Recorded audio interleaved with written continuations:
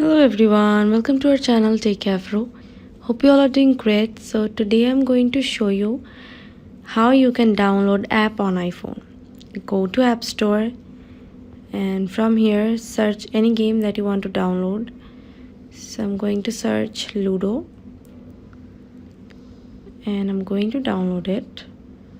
So tap on this app and tap Get,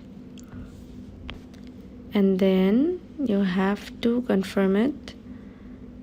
Okay, I'm going to confirm it by tapping my side button. Okay,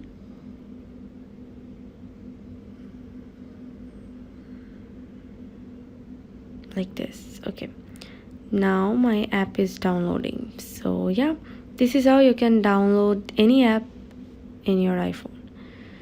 So yeah, thanks for watching. Hope this video helps you.